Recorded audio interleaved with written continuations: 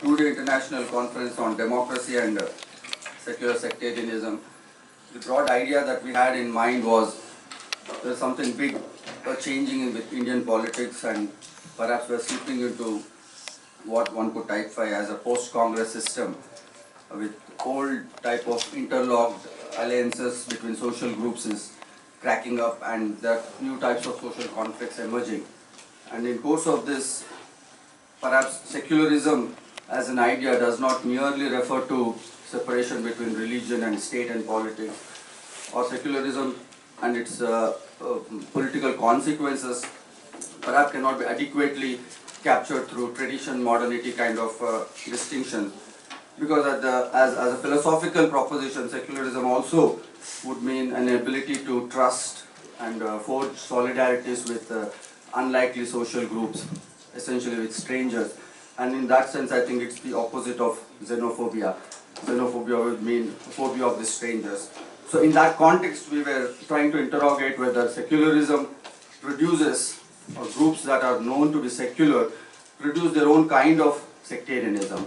And if it does, how does one understand that kind of secularism? And with this broad idea in mind, we have schemed sessions on Dalits and sectarianism, left sectarianism, question of Kashmiri Pandits, question of Ambedkar on Muslims, and try and interrogate how this substantially changes the idea of democracy. So with that, I thank all of you for being here. I thank David, who took this initiative. Much of the credit should go to you, David. But we met in China, and that's where David suggested this idea that the next TLOS annual conference should be in India. So we got talking, and now I'd request David to offer his inaugural comments. Earlier when I met David, I was very diffident. I thought the scholar from America, he's from University of California. But after they have elected Trump, now I feel more confident to face American scholars. So David, over to you.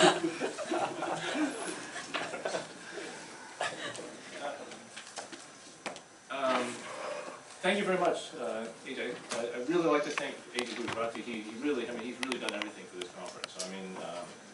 We owe a lot of thanks to him for putting this all together. I'm very embarrassed to be coming from Trump land to greet you now, but I guess this is the new situation we have in the world, and this is what we're going to have to face for at least for the next 4 years. So, but I think this is actually a very good event to begin talking about the kinds of issues that Trump's election brings up, because it's really part of a larger kind of change in the world that in some sense India has been moving in this kind of direction as well. So it's not an isolated event. It's really a worldwide phenomenon. I'm glad we're able to be able to speak about this here at JNU. And so I'd really like to thank all of you for coming. I'd like to thank JNU for hosting us as well. And so I'm really looking forward to a great session. Before we get started, I just want to introduce a little bit TLOS. We're a journal, so.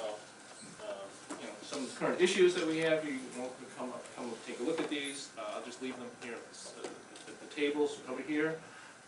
We have been a journal that has been publishing for almost 50 years. We started in 1968. We were known before, I suppose, for bringing into the English language world lots of European social theory, political theory, cultural theory, particularly the Frankfurt School, but also Baudrillard and some French philosophy. So that was what we did in the early years. Later on, we dealt with issues around populism in the new class, which I think is again a sort of current topic today, kind of coming around. We dealt with issues of the Soviet Union, in Eastern Europe. We dealt with issues around the peace movement back in the 80s. Later on, we began discussions about Carl Schmitt and sort of new kinds of thinking about political theory. And then we turned to issues of tradition and new forms of or kind of the resurgence of religion and religious life and what that means for politics and culture today. Today, we've been working on developing more relationships with scholars all over the world, and so that's why we've been trying to branch out and work on conferences all over the world. So, AJ and I met at this conference last year in Beijing, in Chongqing, China, where we talked about, I guess it was consumer society and the concept of the people. We'll be having an event in New York in January on asymmetric warfare, like counterterrorism and counterterrorism. We just had a conference also in Berlin about the concept of sacrifice.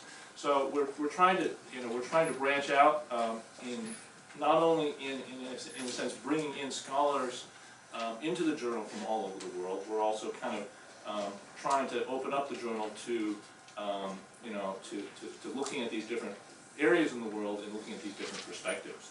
So that's the one thing I think Telos has been doing for a long time is offering a kind of forum for scholars all over the world and having setting up a kind of public sphere that's a global one.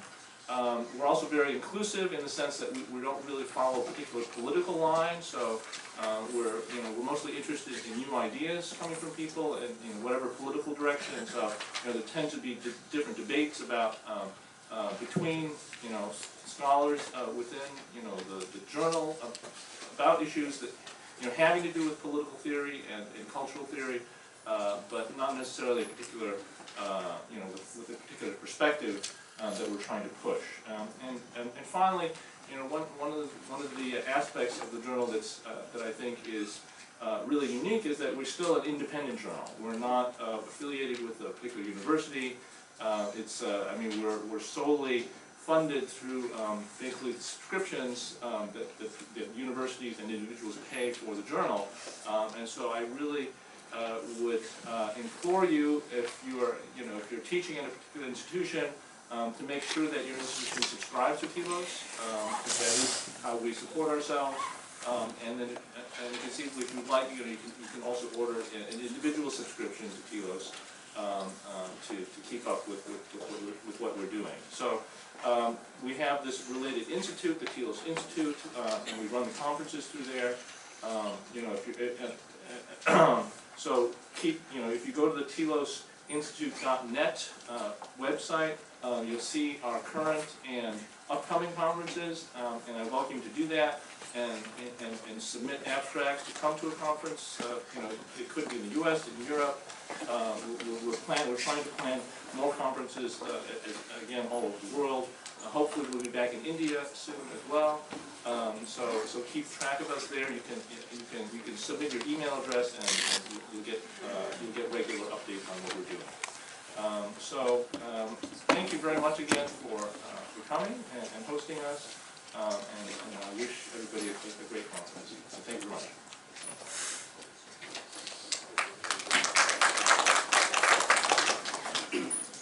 So I think now we'll begin with the first session. So I'll request Anupama to take over in the same way as she's taken over the Center for Political Studies. So and along with that, I'll request the speakers for the first session, Professor Neera Chandok, Edwin, and David is already here.